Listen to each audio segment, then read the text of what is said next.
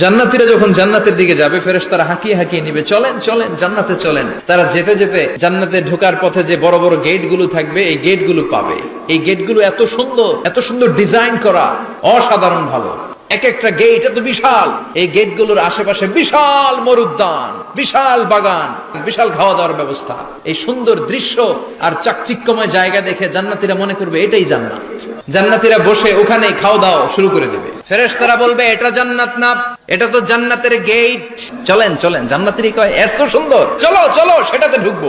আবার অনেক লম্বা একটা পথ পাড়ি দেওয়ার পরে দ্বিতীয় গেট। জান্নাতীরা ফেরেশতাদেরকে আর কিছু জিজ্ঞেস না করে ওইখানেও খাওয়া দাওয়া শুরু। ফেরেশতারা আবার বলবে জান্নাত অনেক দূরে, এটা জান্নাত নয়। জান্নাতীরা আবার ছুটতে শুরু করবে, ছুটতে ছুটতে 3 নাম্বার গেট যে কত বড়, কল্পনার বাইরে। ওই জায়গার সৌন্দর্য, নাজ নেয়ামত দেখে জান্নাতীরা 100% নিশ্চিত হয়ে যাবে যে এটা জান্নাত না হয়ে পারে না। ফেরেশতারা বলবে এটা জান্নাত না, জান্নাত আরো দূরে।